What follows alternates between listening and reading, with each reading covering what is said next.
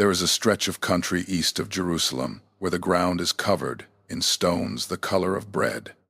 They come off the cliffs in chunks, and the flash floods roll them down the dry riverbeds. And after enough centuries, the edges wear away. What is left is pale and round, and about the width of a spread hand. If you have gone 6 weeks without food, and you are walking across that valley floor, you are looking at bread in every direction. That is where a voice said this to a starving man: "If you are the Son of God, tell these stones to become bread." 9 words, and every one of them lands somewhere. But the 2 that matter come first. If you are, because 6 weeks before that, standing waist deep in a river with a crowd on the bank, watching, this same man had heard a voice from an open sky say the same thing with no if in front of it at all. "You are my son, whom I love." A statement, spoken over him before he had preached a sermon, healed anybody, or done one single thing to earn it. He had gone into that wilderness carrying one sentence. He was going to walk out of it having been asked, over and over, to prove it. And the strange thing about the 40 days, the thing almost nobody notices until they count it, is how little was said to him out there. The sky opened one time. It said one sentence. Then it closed, and stayed closed. And everything else he heard in that country came from the wrong mouth. Start at the river. He comes up out of the Jordan with the water still running off him. His hair is soaked. His beard is dripping. The cloth across his shoulders has gone dark and heavy, and it clings to his back. And the river keeps letting go of him in slow lines that run down and disappear into the mud of the bank. There are people everywhere. Some are waiting their turn in the shallows. Some are climbing out ahead of him, wiping their faces, saying things to each other that nobody wrote down. The sky over that stretch of water has just opened. A voice has just called him a beloved son. It is the highest moment of his life to that point. He does not go north to Galilee. He does not walk over to the crowd. He does not say a word to anybody. He turns east, away from the water, and starts walking uphill into country where there is nothing at all. Mark tells this part in one sentence and picks a verb that most translations quietly soften. Most of them say the Spirit led him. The word Mark actually reaches for is ekbalo, throw out, drive out, cast out. It is the same word he uses later for the way Jesus expels demons from a man. The Spirit had just come down on him at the river like a dove. And then the Spirit threw him into the desert. Pay attention to the order of those 2 events, because most of this story depends on it. The wilderness did not come first. He was not out there searching for something, and he was not sent there because he had taken a wrong turn and needed correcting. The voice came first. The sky opened. The words were spoken over him in public, and only then did the ground start climbing under his feet. Whatever was waiting for him out there, it was never going to be a question about whether he was the Son. That had already been settled out loud by heaven while he stood in the water with his eyes closed. So the question had to be something else. Now, one thing about how this account gets told, because 3 men wrote it down and they do not tell it the same way. Matthew gives the fullest version, and he is the one we will follow, because his order builds. Mark tells the whole thing in 2 verses and adds one detail nobody else has. Luke follows Matthew closely, but puts the last 2 exchanges in a different order and adds his own closing line, which turns out to matter enormously. And there is one difference worth naming right now instead of hiding.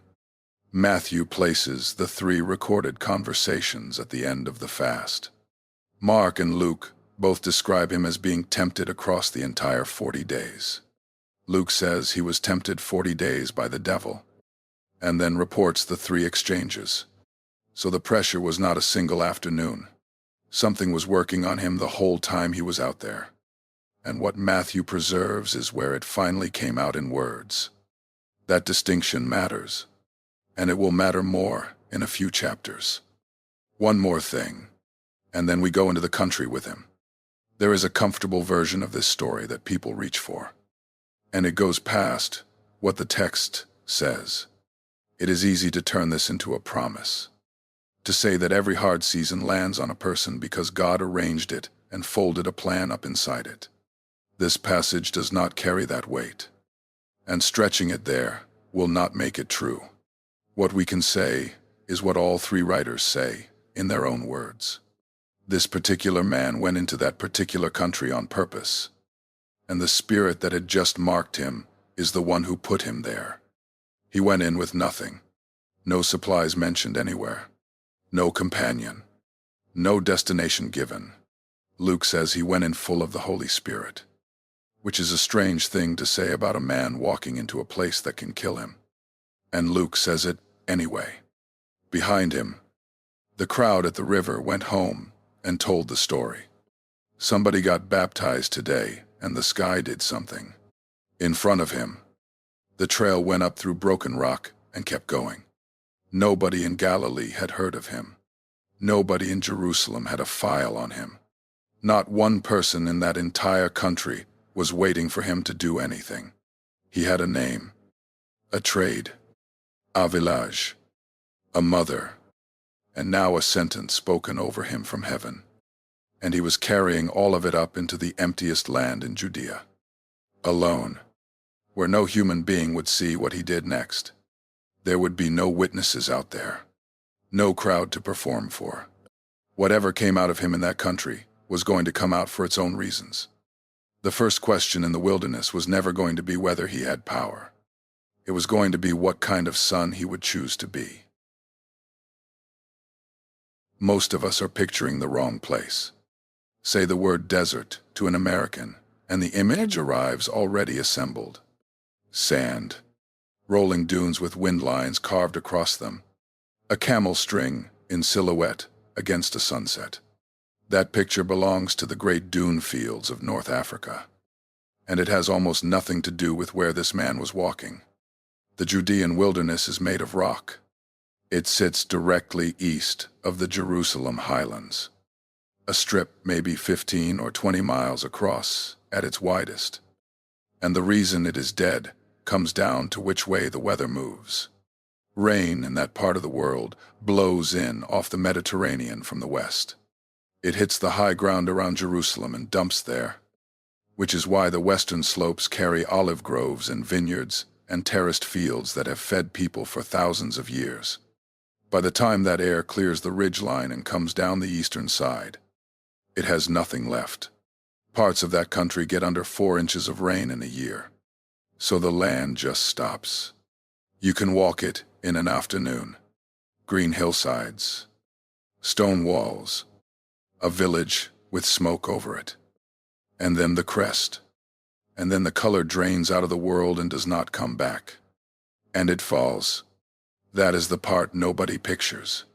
Jerusalem sits around 2,500 feet above sea level. The Dead Sea shore, 15 miles east, sits more than 1,300 feet below it. The land drops close to 4,000 feet in the distance you could drive in half an hour. And it does not drop gently. It goes down in shelves and cliffs and long broken slides of chalk, one ridge folding into the next, so that standing on any single ridge, you cannot see where the country ends. The rock is limestone and chalk, pale and dusty, and at midday it throws the sun back at you. Light comes down and then comes up again off the ground, with no dark green anywhere to absorb it. And the whole landscape glares. Cutting through all of it are the wadis. A wadi is a riverbed with no river in it, a channel gouged out of rock by water that is not there. 11 months of the year, it is a road of white stone and gravel, and you can walk right down the middle of it. Then rain hits the highlands 20 miles away. Water that never touched this ground at all. and it comes off that hard rock with nowhere to soak in. And it channels, and it arrives. The flood shows up as a sound first. Then the sun goes down and the country turns on you the other direction. Bare rock holds heat all day and gives every bit of it back at night. A man who spent the afternoon hunting for shade spends the small hours of that same night shaking. Anyone who has slept out there will tell you the nights are the part they remember. Shade is not a comfort in that country. Shade is survival, and there is very little of it. No forest, no orchard, nothing tall. What you get is the north face of a boulder, the lip of an overhang, the mouth of a cave, and the wilderness is full of caves, because water has been working on soft rock there for a very long time, hollowing out pockets and shelves and rooms in the cliff walls. Shepherds have used them for shelter for as long as there have been shepherds. So have people hiding from other people. It is not empty. Exactly. Bedouin have grazed flocks through it for centuries, moving animals in the cooler months, finding the thin grass that comes up after a wet week and disappears again. Hermits and holy men have gone out there on purpose to be alone with God, before this story and long after it. But it is the kind of country where a person can walk a full day and see nobody, and hear nothing except his own feet on gravel and the wind coming up a wadi. One honest note before we go further, because the story is about to get very specific, and there is a temptation to make the map specific too. The Gospels never tell us where he was. Not one of them gives a location. No village named. No landmark. No distance from anywhere. Tradition has attached itself to a particular mountain above Jericho, and there is a monastery built into the cliff face there, and pilgrims have been climbing to it for a very long time. That is tradition. It is not in the text. Anybody who points at a spot on a map and tells you Jesus stood exactly here has gone further than Matthew, Mark, and Luke were willing to go. What we know is the country. Rock, glare, wadis, cold nights, and nobody to talk to. He walked into it with nothing, and the sun went down on him the first time. The first thing a body loses is the fuel it keeps on the counter. Your liver and your muscles hold a supply of glycogen, the quick sugar your system runs on hour to hour, and there is roughly a day of it in there. It goes fast, and while it is going, the first day out there would have felt almost ordinary. Hungry, the way anybody is hungry when a meal gets skipped and then another one. Then it runs out, and the fast stops being an idea and turns into something happening to you. For most people, the early days of a long fast are the roughest stretch. A headache that sits behind the eyes and does not move. A fine tremor in the hands that shows up when you reach for something. Cold, even in a hot country. Because the body starts making decisions about where to send warmth. Weakness on any uphill, and a mood that goes short and raw in a way that has nothing to do with character. How hard it hits depends on the person, on how much water they are getting, on the heat, on what shape they were in when they started. And through all of it, the hunger is loud. That runs against what people assume. So, it is worth saying plainly. The hunger is not worst at the end. It is worst near the beginning. A body that still has reserves still believes it can be fed. So it keeps sending the signal. And it sends it hard. Cramping. A hollow pulling under the ribs. The stomach contracting on nothing. It comes in waves. And between the waves, there is a low, steady wanting that never fully lets go. And the mind starts serving food without asking permission. Bread first. Because bread was the whole architecture of eating in that world. Torn from a round, flat loaf. Still warm. The smell of it coming off a village oven in the morning. Then, everything else. Olives. Saltfish. Fix. Whatever his mother made in Nazareth on an ordinary Tuesday for a family that was not wealthy. Starving men do not dream about feasts. They dream about the food they grew up on. Now put a body in that condition in that country. No shelter, he did not find himself. No fire unless he built one. And there is very little out there to burn. He is moving over broken rock on legs that get weaker every day. And he has to keep moving. Because water in that wilderness does not come to you. There are seeps in certain wadi walls and cisterns cut by people who came before. And finding them costs effort. And the effort costs more than it did yesterday. We should be careful right here. The text says he ate nothing. It does not say he drank nothing. And 40 days without water is not a fast. It is a death sentence inside of a week.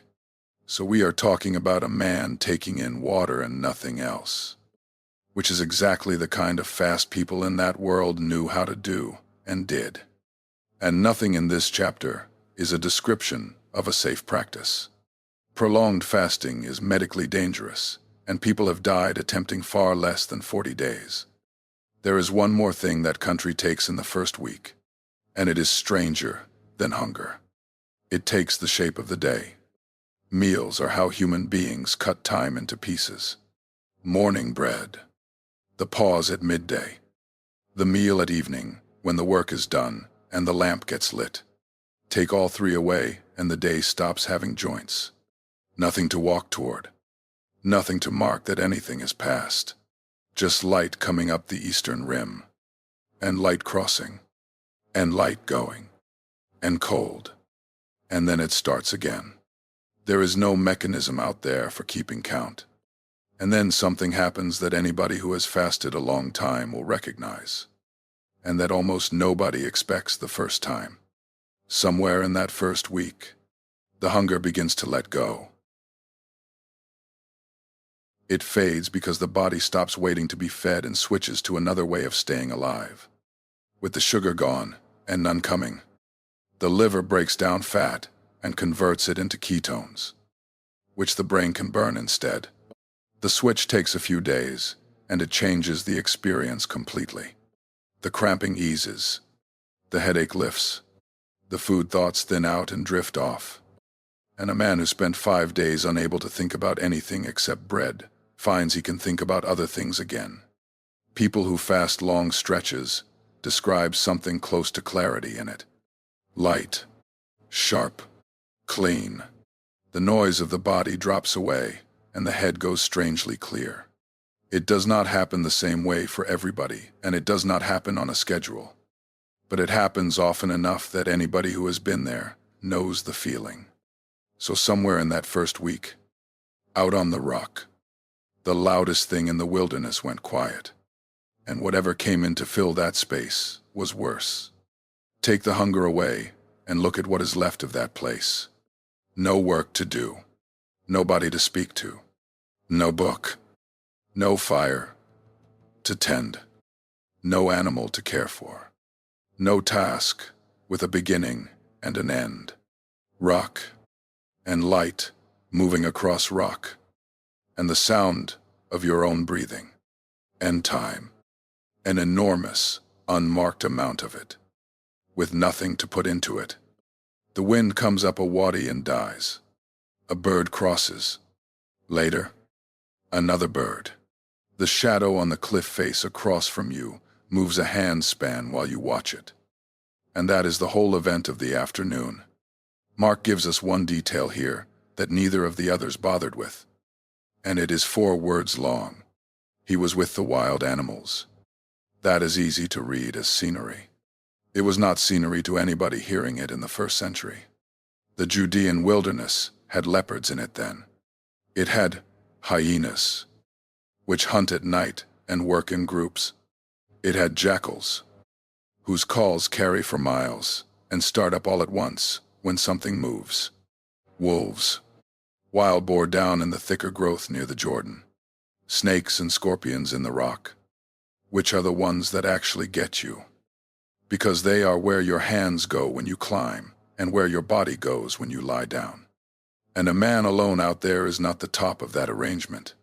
He is a slow, unarmed thing that sleeps in the open. So put Mark's 4 words back into the nights. Cold, in the mouth of a cave or under a ledge, with the temperature dropping and the rock giving up its heat, and something calling out there in the dark and being answered by something else. Every night, for weeks. There is no version of that where a man sleeps well, and no version where the weakness in his legs is not also a calculation about what happens if something comes. Now put the sky over all of it, because the silence in the text is the loudest thing in this chapter. The sky opened one time, at the river. It said one sentence about who he was, and then it closed. It did not open again out there. Not on day 8. Not on day 20. There is no second voice in this account. No vision in the night. No reassurance. No instruction. No schedule. No explanation of why he was in that country or how long he would be in it. 40 days. And heaven said nothing further. Go back through the whole episode and count the words spoken to him. Almost every one of them comes at the very end. And they come from the wrong mouth. And remember what Mark and Luke both tell us about that stretch. He was being tempted the entire time. Not one afternoon of it. Whatever was pressing on him out there had been pressing the whole 6 weeks. Working on a body that was breaking down, and a man who had not heard a confirming word since the water. So think about what those weeks actually were. He was carrying one sentence. You are my son, whom I love. He heard it once, in front of witnesses, with his hair still wet. And every day after that he had to go on living as though it were true while receiving nothing at all to confirm it. No sign, no repetition. Stone, glare, cold nights, something moving in the dark, and a body slowly consuming itself. That is the test. The 3 questions at the end come later, and they take an hour.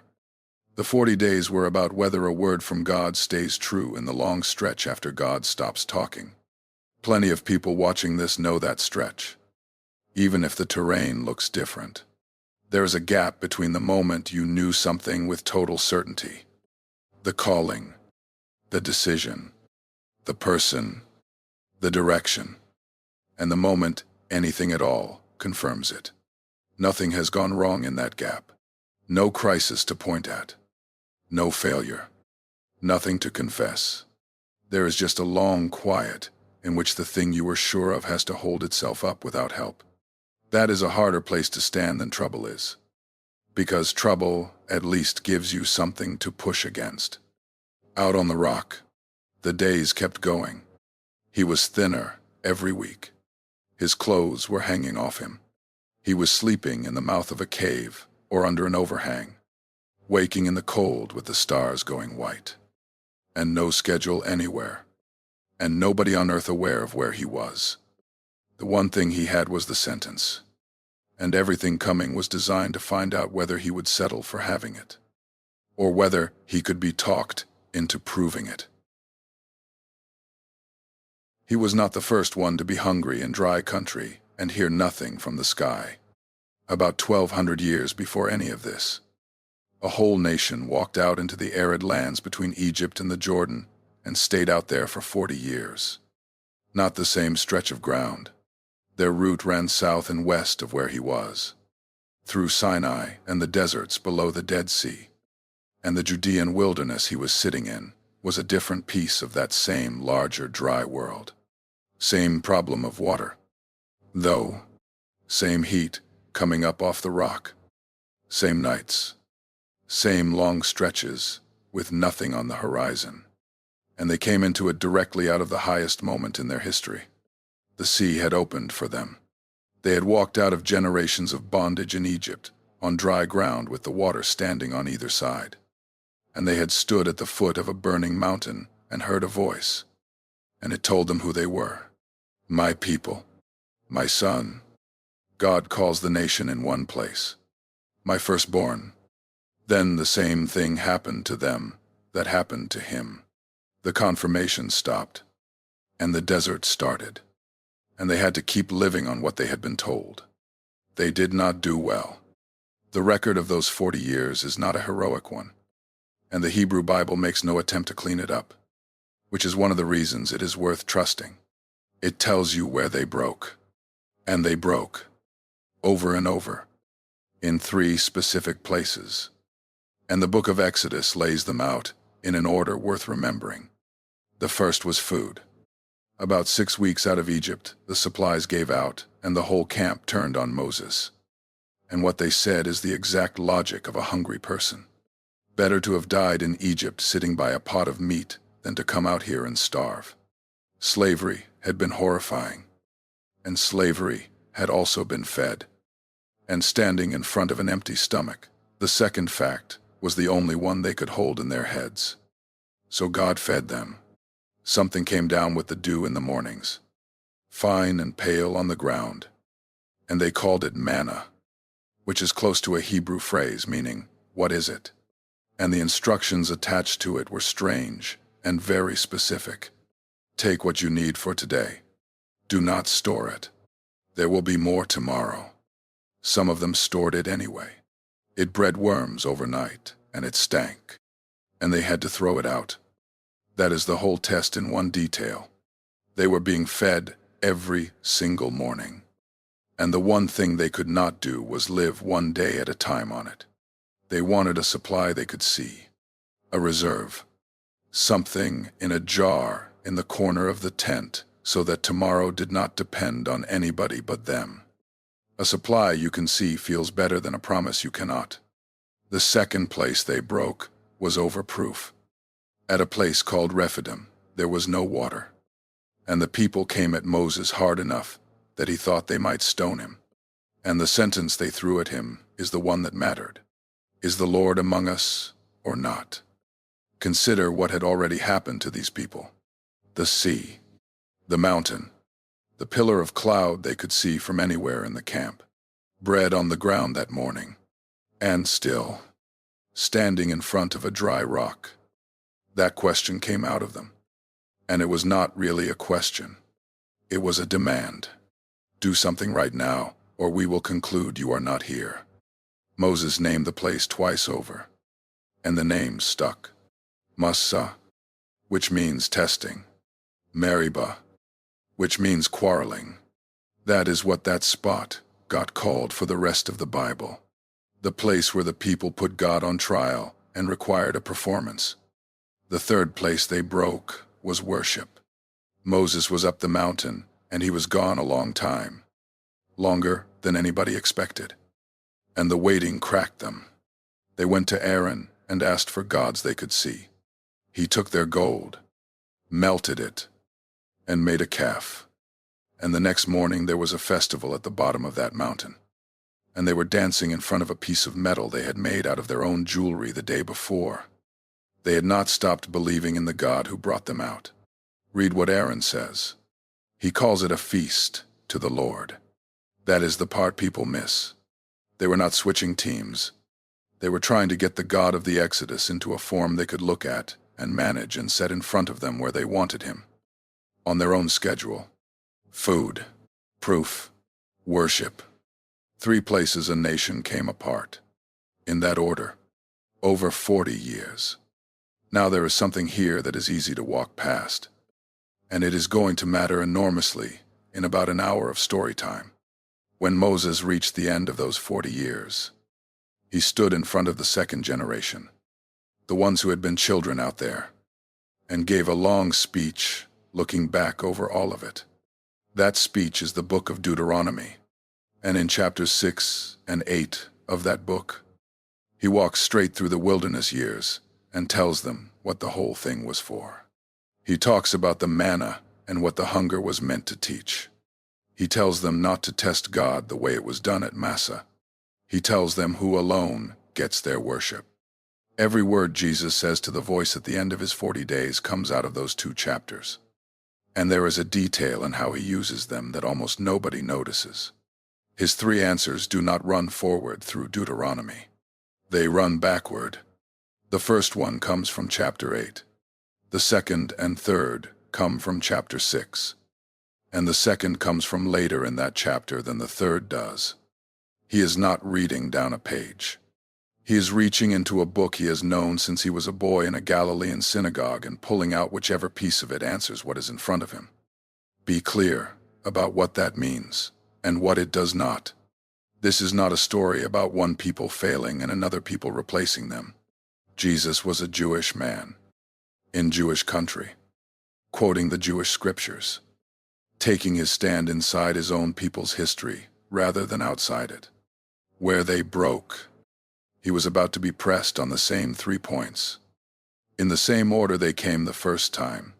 Food, proof, worship. He had been out there 5.5 weeks. Fat does not last forever.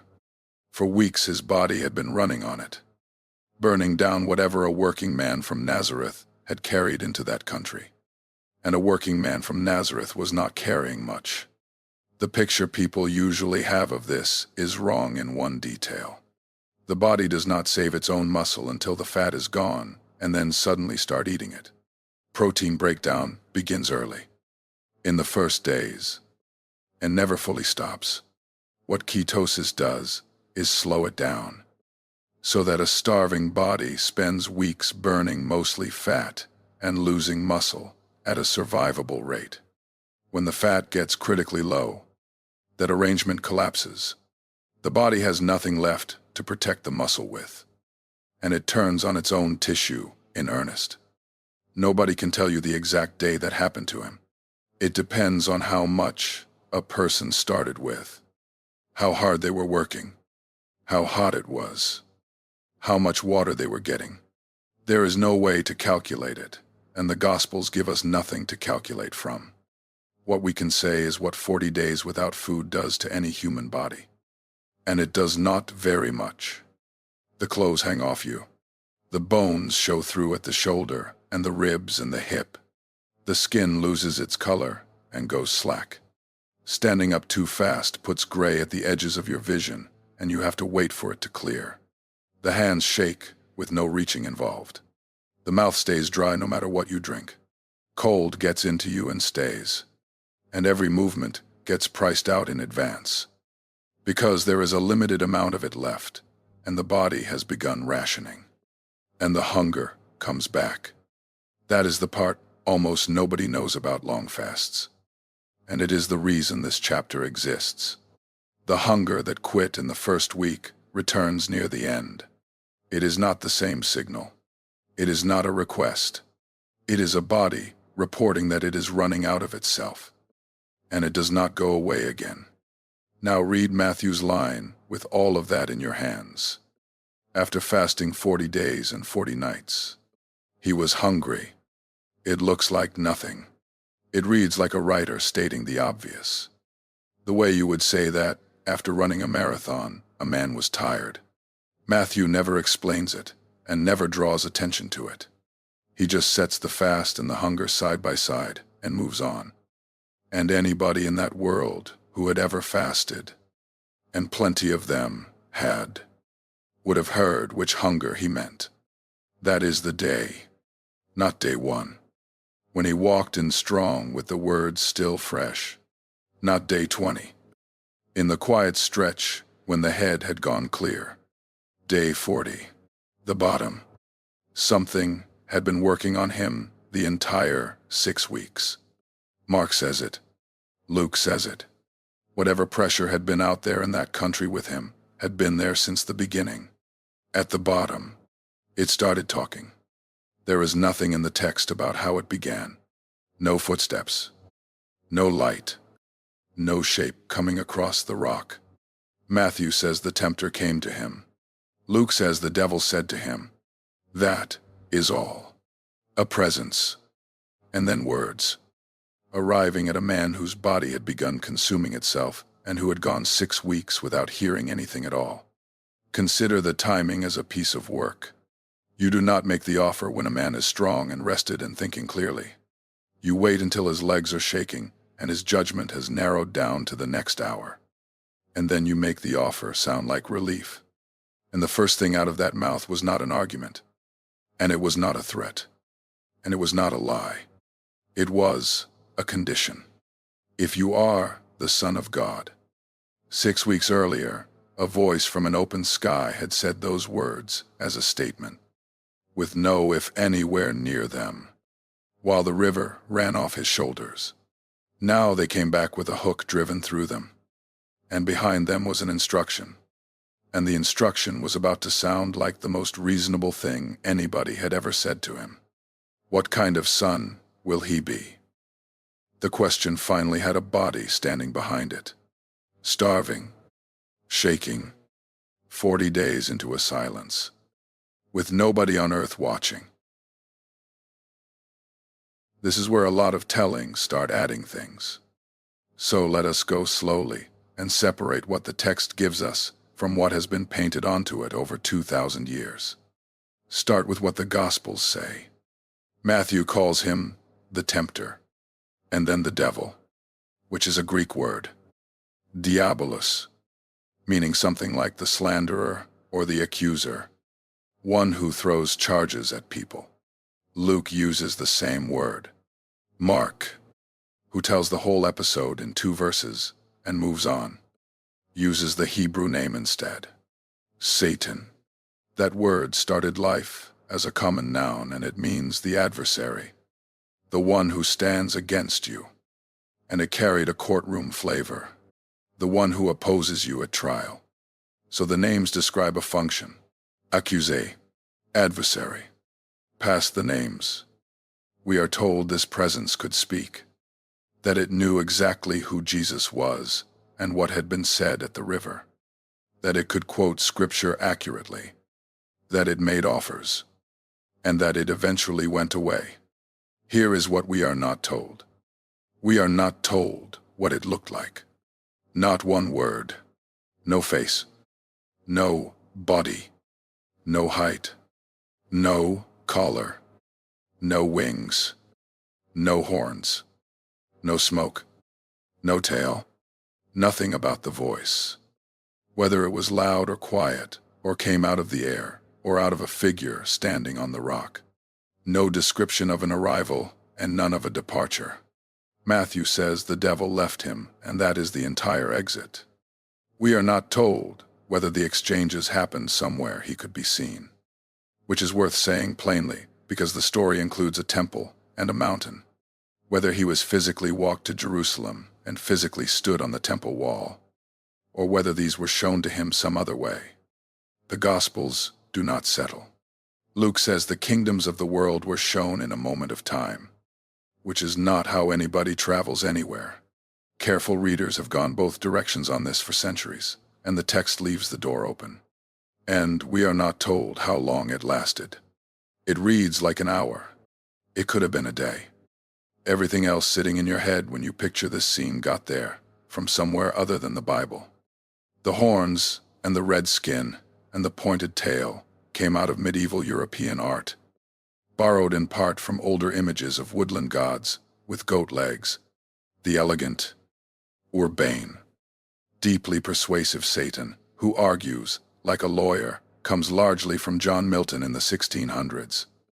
And Milton was writing poetry, not history. And he was good enough that his version has been sitting in the Western imagination ever since. The whispering shadow with the smooth voice comes from film. Every one of those is a human being's guess, dressed up and handed down until it started feeling like it came out of the text. It did not. And there is something in that silence worth catching. The gospel writers were not shy men. They describe the transfiguration in detail. They describe the empty tomb, the angels, the linen cloths lying there. When they had material, they used it. Here they had a chance to write the most vivid villain in literature, and they passed. 3 accounts. And not one of them tells you what he looked like. What they give you instead is the only thing they seem to have thought was worth recording. They give you exactly what he said. And that is the frightening part. Because you are about to hear those words. And none of them are what you would expect from a monster. No growling and no threats. Nobody is ordered to renounce anything. There is no demand that he curse God or turn against his father. What comes out of that mouth is reasonable, sympathetic, even. Twice it opens by referencing the thing God himself said at the river. Once it quotes the Bible correctly, and every offer on the table is for something good. That is why the story does not need a face. The danger in this scene was never what it looked like. It was how much sense it made. Look down at the ground he was standing on. Pale limestone, rolled smooth by water that comes through, maybe twice a year. Scattered across the bed of a dry stream in the hundreds. Round, about the width of a spread hand. The flat loaf people baked in that world was pressed out by hand and slapped against the inside of a hot clay oven. And it came out brownish and pale and irregular and roughly that size. A man who has not eaten in 40 days needs no help making that connection. His brain has been making it since week 1. And the voice says, "If you are the Son of God, tell these stones to become bread." Hold that offer up to the light, one piece at a time. Because most of our instincts about temptation are about to get it wrong. Start with the bread. Nothing is wrong with bread. It is the most ordinary good thing in the world. And this same man would later teach people to pray for it by the day. And he would take it in his hands and break it and hand it around a table on the last night of his life. Then the hunger. The hunger was real. And it was not a weakness. And it was not a sin. His body was working through its own tissue. Wanting food at that point was his system correctly reporting that he was dying. There is no version of this where the desire was the problem. Then the power. He could have done it. That is not in question anywhere in the story. Later he would take 5 loaves and 2 fish from a boy in a crowd and multiply them until thousands of people had eaten and there were 12 baskets left over. Producing food where there had not been enough of it was genuinely within reach for him. Then look for a victim. There is not one. Nobody robbed. Nobody deceived. No commandment on any tablet says anything about stones. Then look for a witness. Nobody within miles. This was the emptiest place in the country, and he was 6 weeks into being alone in it. Whatever he did on that wadi floor, no human being would ever know. Add it up. A good thing. A real need. His own power. No victim. No audience. That is the most reasonable proposal anybody in this story ever makes. Which is exactly what makes it the dangerous one. The trap was never the loaf. The trap was the first 2 words. If, 6 weeks earlier, standing in the river, he had heard that same designation with no condition on it at all. You are my son. A statement. Spoken by heaven. In front of witnesses. Before he had preached a sermon, or healed anybody, or done one single thing to earn it. Simply true. On somebody else's authority. Requiring nothing from him. Now it comes back as a hypothesis. If. And attached to it is a task. And the task is built so that finishing it would settle the matter. That is the actual offer. Not food. Certainty. Prove it. To yourself. Since nobody else is out here. You have been on this rock 40 days, with your body falling apart, and heaven has not said one further word since the river. And you do not know for certain that any of it happened the way you remember it. So, resolve the question. 1 sentence, and there is bread in your hands, and you will know. If he does it, he has agreed to the terms. He has accepted that a word from God needs a demonstration before it can be trusted. That he is the one who has to produce it. And that it should happen right now. On the schedule of whoever is asking. His answer comes out of Deuteronomy 8. From the middle of that long speech, where Moses looks back over 40 years. And it is the line about manna. Man shall not live by bread alone, but by every word that comes from the mouth of God. Notice what that sentence does not say. It does not say bread is unimportant. Read the verse in its own setting, and it is a passage about God feeding people. He let you be hungry, Moses says, and then he fed you with manna. The hunger was real, and the food was real, and God supplied it. In the morning, on the ground, one day at a time. That is what he is holding on to out there. Eating was never the problem. The question was, who decides, and who decides how, and whether a starving man gets to take the matter into his own hands the moment the waiting runs long. Israel could not do it. They were fed every single morning, and they still tried to hoard it in jars. He was standing in the same kind of country with the same empty stomach, and he let the stones stay stones. And this is where most of us live, if we are honest about it. Big decisions get made at the worst possible hour, not by bad people, and usually not over anything that looks like sin from the outside. They get made at the end of a long stretch of exhaustion, when the waiting has gone on past what anybody signed up for, and the body has been running on nothing for months. In that condition, the fastest way out stops looking like a shortcut and starts looking like the only door in the room. The wadi floor stayed exactly what it was. Rock. In every direction. In the hundreds. And the voice had two more things to say. Matthew moves the scene, and the direction is worth watching. Out of the wilderness, into the holy city. If you walked it, and people walked it constantly, you would go west and up. The old road from Jericho to Jerusalem climbs about 3,400 feet in something like 15 miles. And it does it through the worst country in the region. Ravines on both sides. Blind turns where the rock closes in. That road had a reputation, and Jesus would use it in a story later. The one about a man who went down from Jerusalem to Jericho and fell among robbers. And nobody listening needed the danger explained. And as you climb, the world comes back. Gravel gives way to a footpath. The footpath joins a road, and there are other people on it. Traders with loaded donkeys. Families walking up for a feast. Roman soldiers. Then the first hard green of the higher ground. An olive tree. A terrace wall. A goat. Smoke from somewhere. Voices in the distance that are not your own. Then the noise. Jerusalem, in that period, likely held tens of thousands of residents on an ordinary day, and far larger crowds during the great festivals. And the sound of it would hit a man who had heard nothing but wind for 6 weeks, like a hand across the face. And over all of it, the temple. Herod had spent decades rebuilding it, and it still was not finished.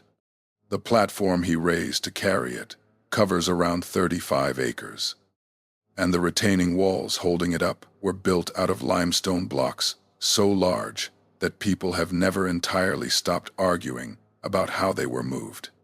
One of them, still in place today, is estimated to weigh somewhere in the neighborhood of 500 tons. The sanctuary itself was faced in white stone and heavy with gold. And Josephus, who saw it standing, wrote that when the sun caught it in the morning, you had to look away. Underneath all of it, the smoke, sacrifices burning from dawn onward. Every day, the smell carrying for miles. The account says he was set on the pinnacle of the temple, and the Greek word there means something like a wing or an extremity. The Gospels do not say which part of the structure that was. One traditional identification places it at the southeastern corner, where the platform meets the edge of the ridge and the ground on the far side drops away into the Kidron Valley. Josephus described looking down from that corner and said the depth was so great that a man could not bear to look to the bottom of it, whatever spot it was. The account has him standing at a height, above the courts, with the city underneath. Out on the rock, nothing he did was seen by anybody. Up here, everything would be. The most unsettling moment in this entire story is not when the devil lies. It is when he opens the Bible. If you are the Son of God, throw yourself down. And then, without a pause. The quotation, "For it is written, He will command His angels concerning you, and they will lift you up in their hands, so that you will not strike your foot against a stone." That is Psalm 91. It is quoted accurately. Anybody standing in that temple who knew the Psalms, which was most of them, could have finished the line along with him. And it is not some obscure text pulled out of a corner. Psalm 91 is the great protection psalm of the Hebrew Bible. The one people prayed at night and taught their children. The one about the refuge and the fortress. About not fearing the terror of the night or the arrow that flies by day. 1,000 shall fall at your side and it will not come near you. It was, and still is, the psalm people reach for when they are afraid. So the second offer arrives wrapped in Scripture. And not just any Scripture. The exact passage a frightened person would go looking for. Now look at what the quotation leaves out. The psalm says, God will command His angels concerning you, to guard you in all your ways. 4 words are missing from the version quoted on that wall. In all your ways. Ancient quotation was often loose, and a shortened citation is not automatically a doctored one. But of all the phrases in that verse to lose, that is the one carrying the weight.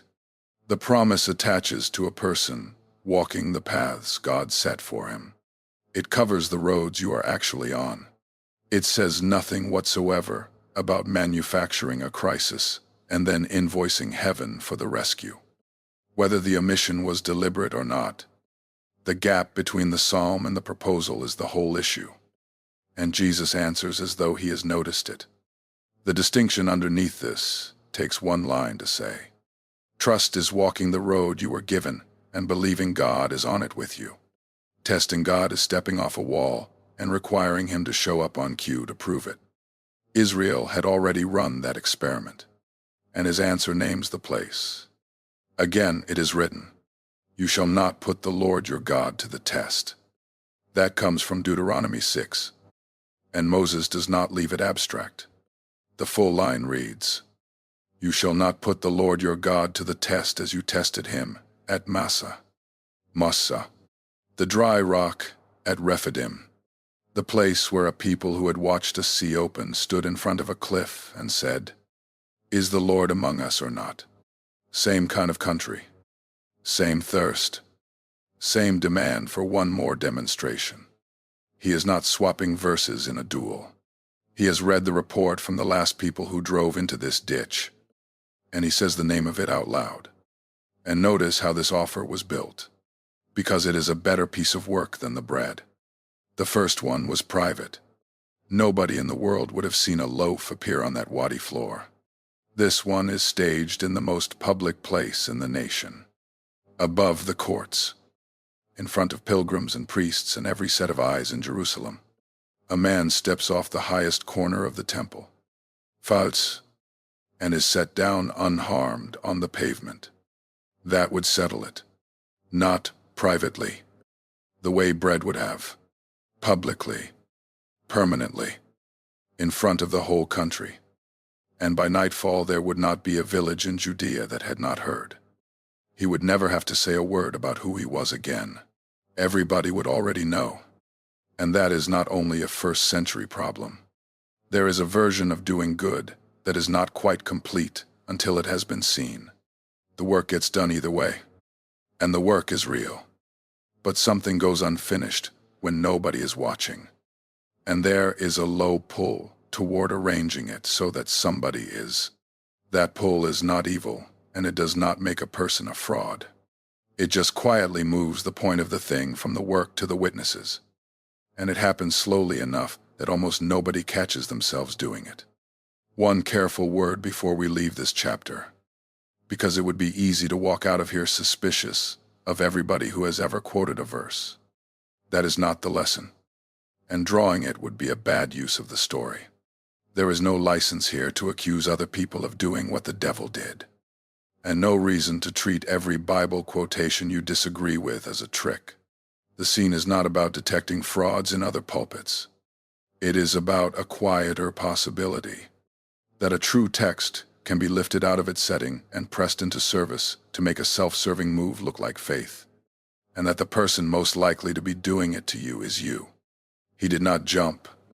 He came down off the highest point in Jerusalem, with nobody in that entire city aware he had been there. Still starving, still unknown, still with nothing to show for 40 days. And there was one offer left. The last one begins with a view. Matthew says the devil took him to a very high mountain and showed him all the kingdoms of the world and their glory. Luke tells it the same way and adds 4 words that change the texture of the whole scene. In a moment of time. Not a journey, not a climb to some peak with a good horizon. Because there is no mountain anywhere on earth from which a man can see Rome and Egypt and Persia and the coasts of Greece. Whatever happened on that height happened in an instant, and it was shown to him rather than traveled to, which is one of the reasons careful readers have never fully agreed on what kind of seeing this was. What matters is what he was looking at. Every kingdom in the world, and their glory, not the territory alone. The glory, the whole weight of it. Roman roads running straight across 3 continents, with legions standing on them.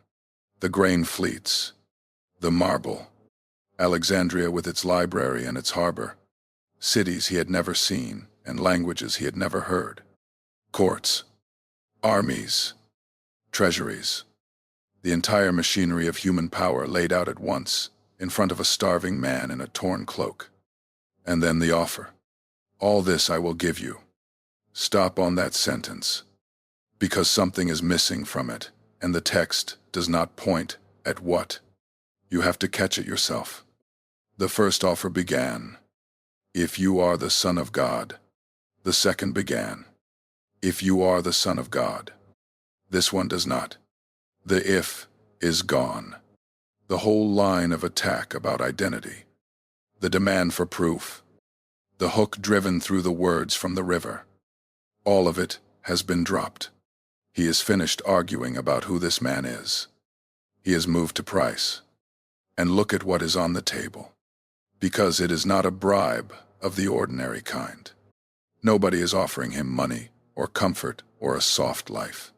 He is being offered the mission, the nations, the authority over them, the kingdom.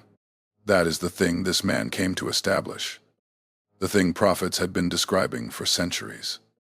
The outcome, and it is being handed over complete, immediately, at the beginning of the story instead of the end of it. No years on the road, no opposition, no arrest, no trial.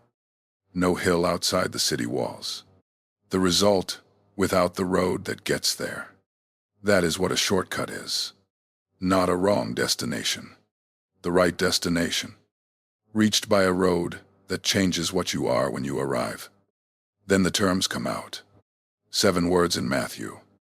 Arriving at the end of the sentence, the way the real cost of anything usually does. If you will fall down and worship me. The whole transaction had been described as a gift, right up until that clause. And then the price surfaced. And the price was allegiance, not a payment. A posture. Get on the ground in front of me one time, and all of it is yours. Every shortcut eventually shows you what it wants you to bow to. It does not usually announce it up front. It gets described as a gift, or an opportunity, or just the way things work in this business. And the bill does not arrive until you are far enough in to want it badly. And here, the answer changes character. At the stones, he answered. At the temple, he answered. Both times, he met an argument with a text and left it at that. Here he does not debate. Away from me, Satan, for it is written, you shall worship the Lord your God and serve him only. That is Deuteronomy 6 again, from the same speech. And there is a detail in it worth having. The Hebrew that Moses used says, you shall fear the Lord and serve him.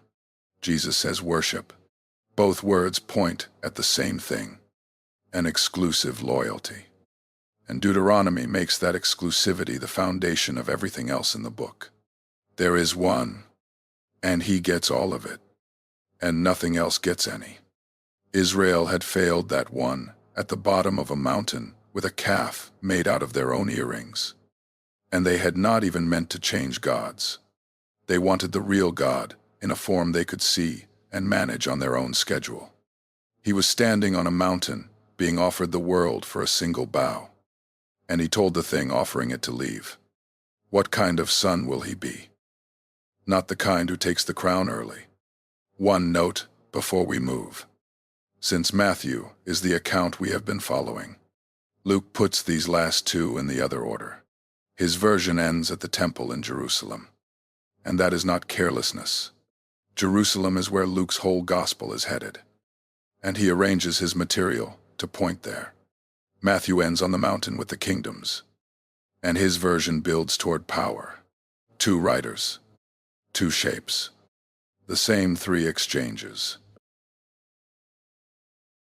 Now put all three offers side by side, because something in them only becomes visible once you have seen the whole set. Every single thing he was offered on that rock, he eventually got. Take the bread first. Somewhere on a hillside in Galilee. A crowd of thousands had followed him too far from home, and there was nothing to feed them with.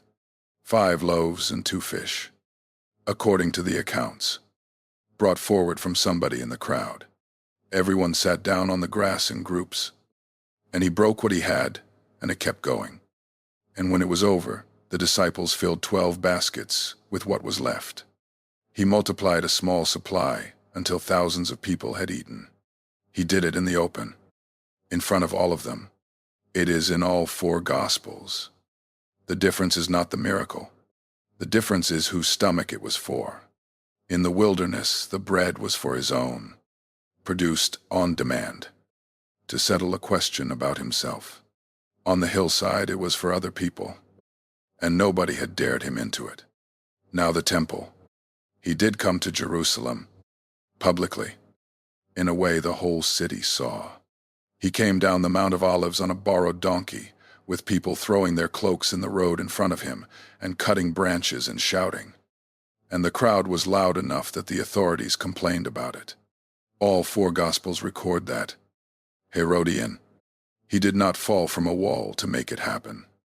And he did not stage it as a demonstration to prove anything. And whatever that week sounded like on Sunday, the city had other voices in it by Friday. Now the kingdoms. The last thing Matthew records him saying, after everything was over, standing on a mountain in Galilee with 11 men in front of him, is this: all authority in heaven and on earth has been given to me. All authority, not some of it, and not one region of it.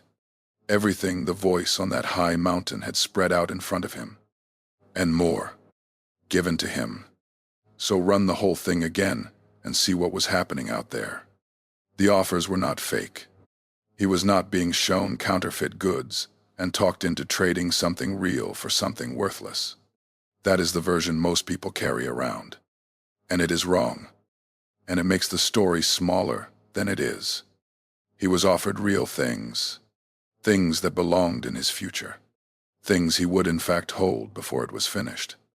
Offered early. Offered on somebody else's terms. Offered at a price that would have hollowed out the thing being bought.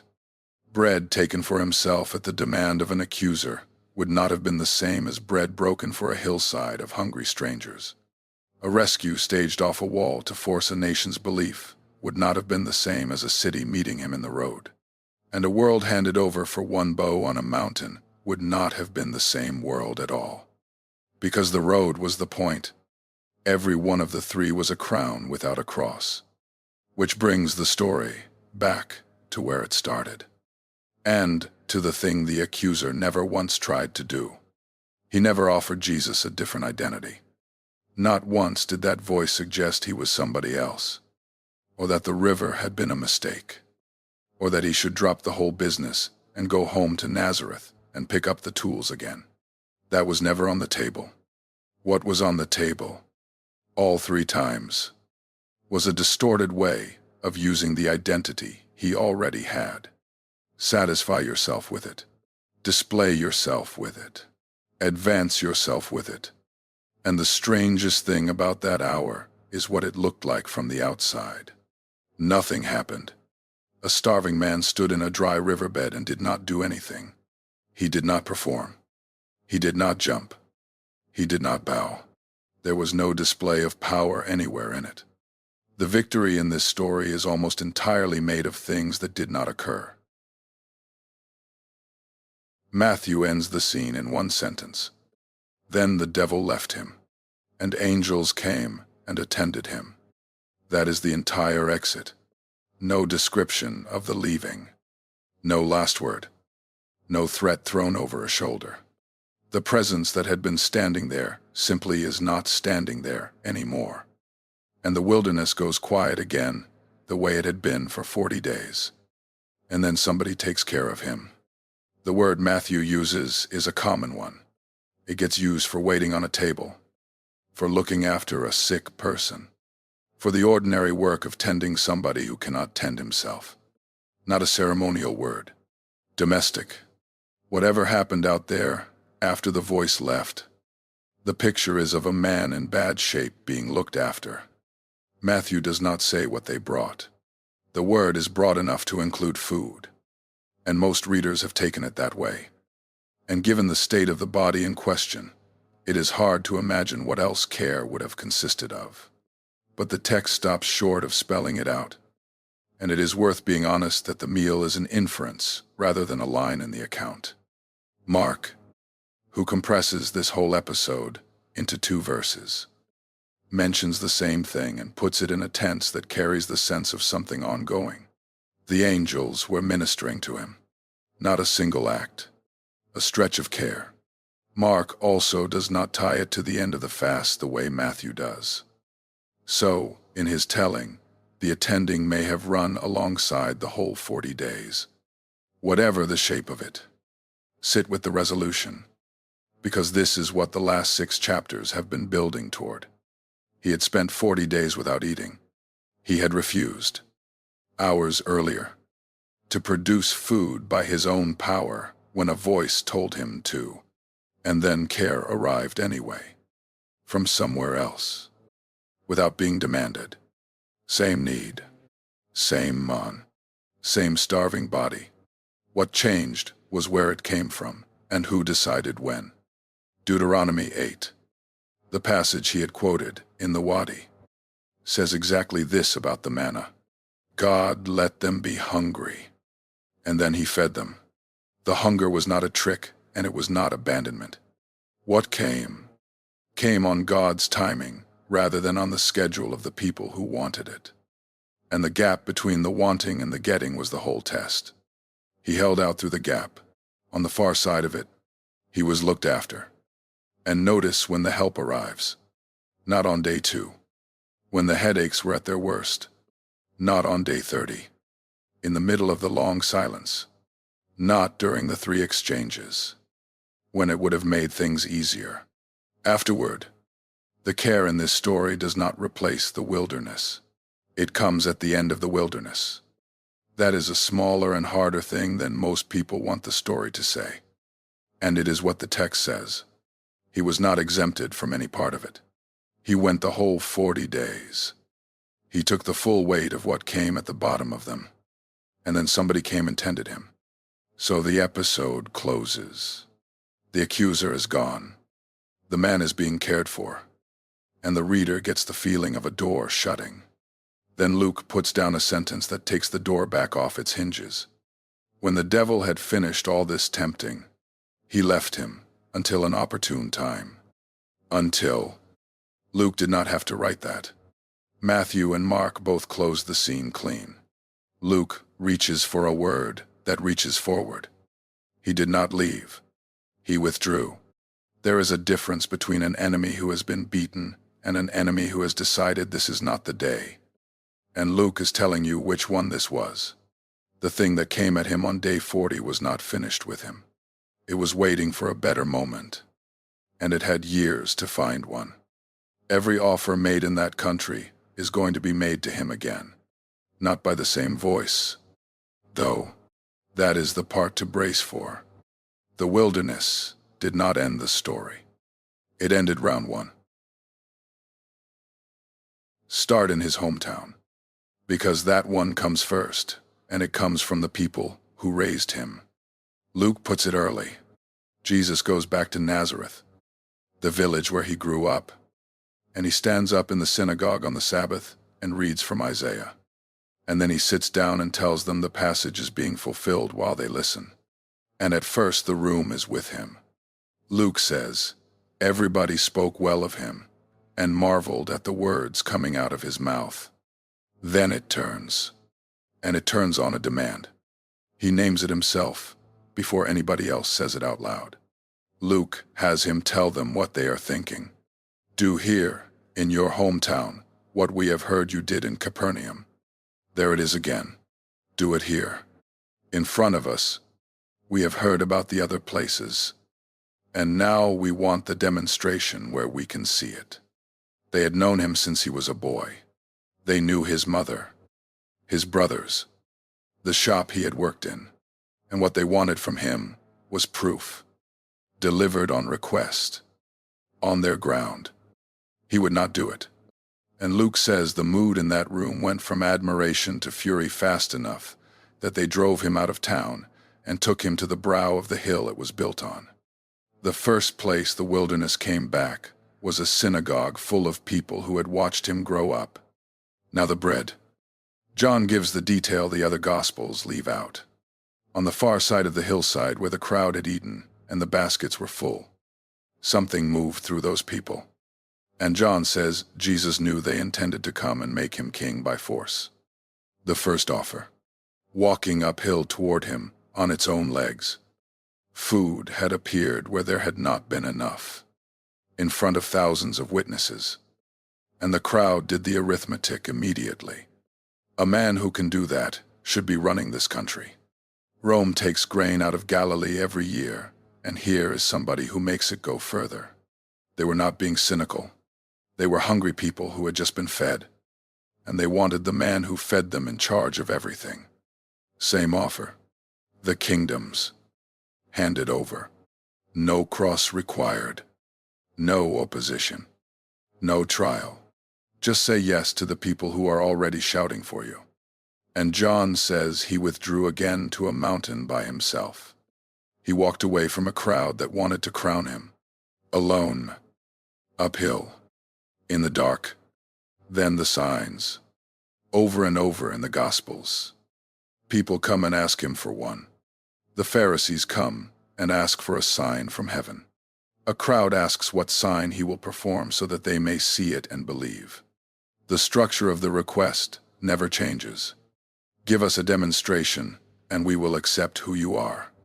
It is the temple offer, delivered by religious professionals in daylight instead of by an accuser on a wall. His answer, more than once, was to refuse. In one place, Mark says he sighed deeply in his spirit before he answered them, which is a strange and human detail for Mark to include. And it is the sound of a man who has heard this exact question somewhere before. And then Peter. This one is the hardest of them, and it should make you uncomfortable. At Caesarea Philippi, Jesus asks his disciples who they say he is. And Peter gets it right. You are the Christ. It is the high point of Peter's life to that moment. And Jesus tells him so. Then Jesus explains, plainly, and for the first time, what is coming, that he has to go to Jerusalem, and suffer many things, and be killed, and on the third day rise. Peter takes him aside, not in front of everybody. He pulls him off to the side, the way you do when you are trying to protect somebody's dignity. And he says, Never, Lord, this shall never happen to you. He is not being malicious. He is being loyal. He has just understood who this man is. And he cannot square that with a road ending in an execution. So he says the thing any friend would say. And Jesus turns around and says, "Get behind me, Satan." Almost the words he used on the mountain. The same name, and this time aimed at a man who loves him. One of the disciples who would become a leading figure in the early church. Then he gives the reason, and the reason is the tell. You do not have in mind the concerns of God, but merely human concerns. The third offer, arriving in the voice of a friend. The kingdom without the cross, proposed out of affection by somebody who has just gotten the answer right. It came at him from a mountain the first time. It came at him from his closest follower the second. And then a garden. Gethsemane is different from everything else on this list. And it should be handled carefully, because there is no tempter in the account at all. Nobody is standing there making an offer. There is a man on the ground in the dark, with his friends asleep, a stone's throw away. What he says out loud is this: "Father, if you are willing, take this cup from me, yet not my will, but yours be done." No accuser required. By that point, the road itself was making the offer, and everything in a body wanted the shortcut. And the request went straight to his Father, and it was honest. Then not my will, but yours. Years after the wilderness, at the last exit before the arrest, the same three pressures had come back through his hometown, through a crowd, through a religious establishment, through his closest friend, and finally through his own body in the dark. The opportune time Luke promised was almost here. The place was just outside the city wall, close enough to the road that people walking past could read the notice over his head. Executions were public on purpose. Rome had worked out long before this that the deterrent was the whole point. So the site was chosen for visibility. And the crowds came, and nobody stopped them. Some were there because they had followed him. Some were there because it was a feast week, and the city was full, and this is what people do when something is happening. The same city that had heard shouting in the road a few days earlier was hearing something else now. Matthew records what came up from underneath. And he records it in the account of a man who has been building his book carefully since chapter 1. They looked up at him and said, "If you are the Son of God, come down from the cross. If you are the Son of God." Out in a dry riverbed, a long way from there, with his ribs showing and his hands shaking, a voice had opened with those exact words. Twice, Matthew put the wilderness in chapter 4 of his book. He brings the same clause back in chapter 27 and adds not one word of commentary. He sets it down and lets you find it. The place changed. The country. The year. The mouth it came out of. The sentence did not. And the demand attached to it is the same demand it always was. Do something. Use the power. Settle the question in front of everybody. Right now. By getting yourself out of this. The religious leader standing there made it explicit. He saved others, they said. But he cannot save himself. They meant it as a jeer. They were closer to the truth than they knew. Though not in the direction they thought. It was never that he could not.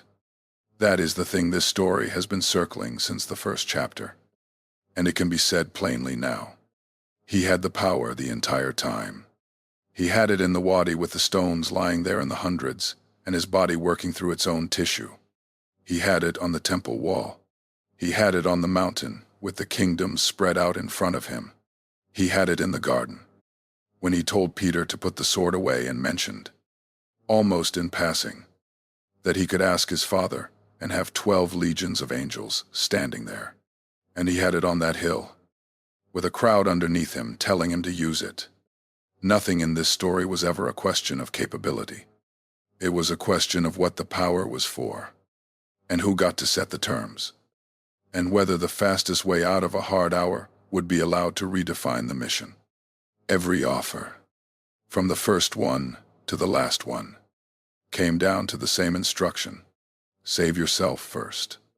Turn the stones into bread and eat.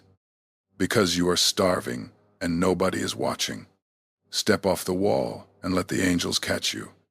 Because then they will all know. Take the kingdoms in one moment and skip the road that gets there. Come down from the cross and prove it to the people who are laughing at you. 4 versions of one sentence, spread across the whole of his public life. And he refused it 4 times. And the last refusal did not look like strength any more than the first one did. In the wilderness, the victory was a starving man standing in a riverbed doing nothing at all. Here, it was a man staying where he was. What kind of son will he be? He answered it by not coming down. Go back to the wilderness one more time, to the morning after.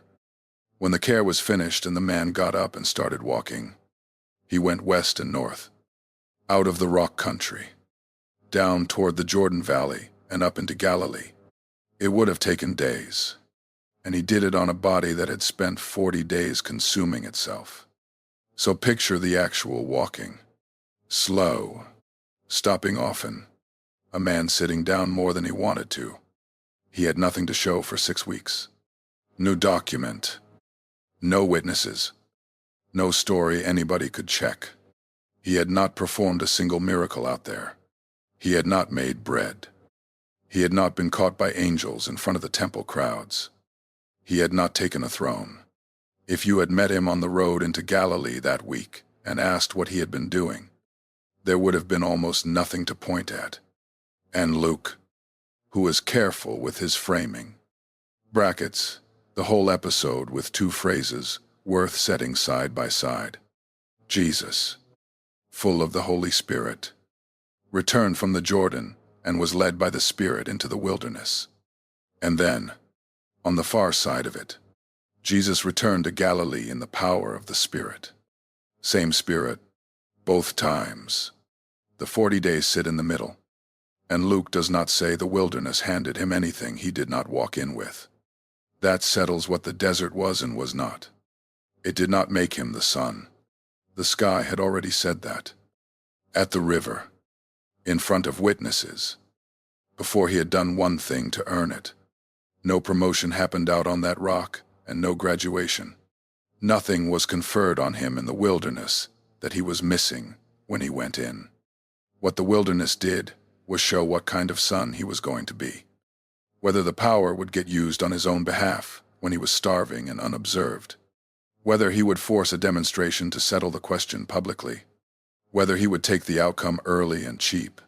3 pressures, and none of them an attempt to make him somebody else. All 3 invitations to use what he already was in a way that would have bent it. He came out of there with the same identity and a proven way of carrying it. Then he went to work.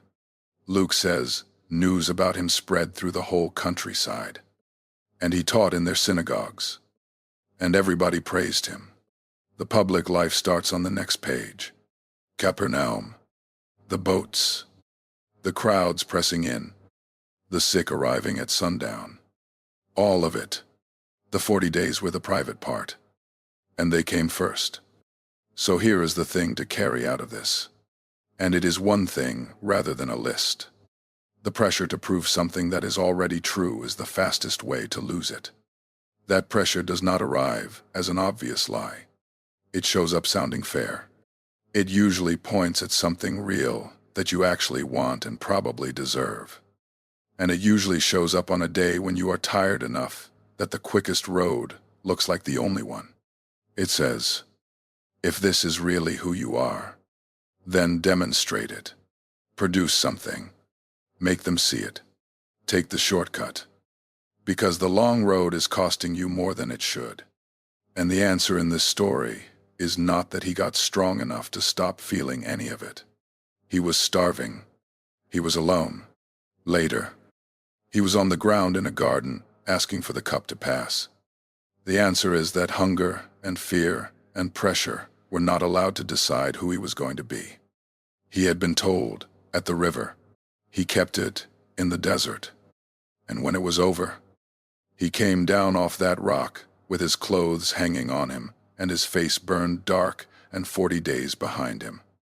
And he walked back into the world with nothing in his hands to show anybody. He never needed anything to show them.